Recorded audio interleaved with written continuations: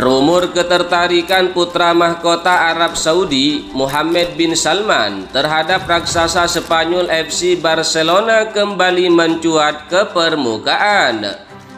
Isu ini sejatinya bukan hal baru karena telah berhembus sejak 2023. Namun kini disebut-sebut akan kembali dihidupkan pada 2026 mendatang. Sejumlah media Spanyol melaporkan bahwa Mohammed bin Salman melalui dana kekayaan kedaulatan Arab Saudi Public Investment Fund masih menyimpan ambisi besar untuk terlibat langsung dalam kepemilikan Barcelona. Bahkan PIF dikabarkan siap melunasi seluruh hutang Barcelona yang mencapai 2,5 miliar euro. Sebuah angka yang selama ini menjadi beban berat klub Katalan tersebut. Sebelumnya, PIF telah membuktikan keseriusannya di sepak bola Eropa dengan sukses mengakuisisi Newcastle United pada 2021. Keberhasilan itu membuat spekulasi serupa terhadap Barcelona kian dipercaya. Meski realisasinya tidak semudah membeli klub-klub Liga Inggris. Menurut laporan program televisi Spanyol El Circuito, mimpi Mohammed bin Salman untuk memiliki Barcelona belum sepenuhnya padam. PIF disebut berencana mencoba kembali masuk ke struktur Barcelona setelah pemilihan presiden klub pada Maret 2026. Momentum politik internal klub itu diyakini menjadi pintu masuk utama bagi Saudi untuk memulai misinya.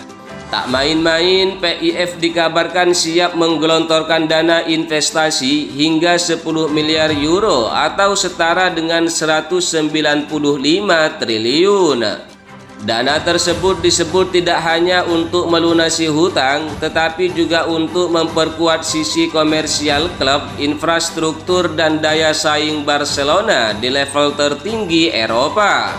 Namun demikian, jalan menuju kepemilikan penuh Barcelona dipastikan sangat terjal. Berbeda dengan mayoritas klub elit Eropa, Barcelona masih dimiliki oleh para socios, yakni anggota klub yang berasal dari masyarakat Catalonia. Sistem ini membuat klub tidak bisa dimiliki sepenuhnya oleh individu atau investor asing. Barcelona bersama rival abadinya Real Madrid merupakan dua klub besar Spanyol yang masih mempertahankan model kepemilikan berbasis anggota. Para sosius memiliki hak penting mulai dari memilih presiden klub, menyetujui anggaran hingga memveto keputusan strategis besar termasuk potensi penjualan klub. Secara kultural dan historis, menjual Barcelona kepada investor asing dipandang oleh banyak kalangan sebagai pengkhianatan terhadap identitas klub.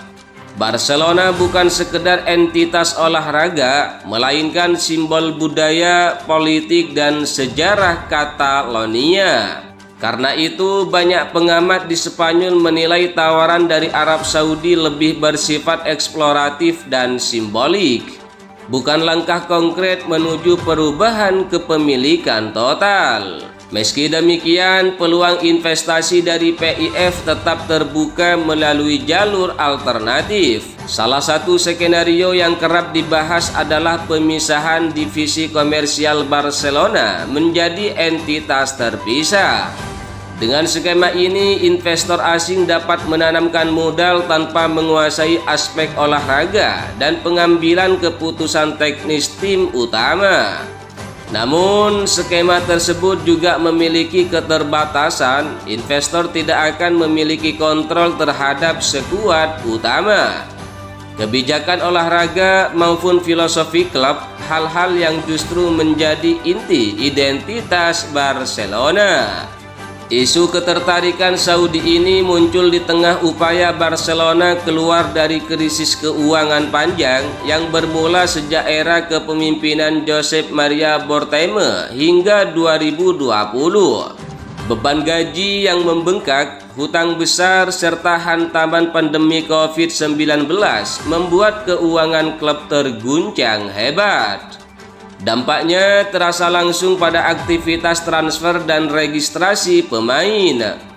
Aturan batas gaji La Liga memaksa Barcelona menunda pendaftaran pemain, merestrukturisasi kontrak para bintang, hingga mengaktifkan berbagai economic levers demi menjaga daya saing tim di lapangan. Meski Presiden Joan Laporta berulang kali menegaskan bahwa kondisi keuangan klub mulai membaik, Barcelona tetap harus menanggung kewajiban jangka panjang.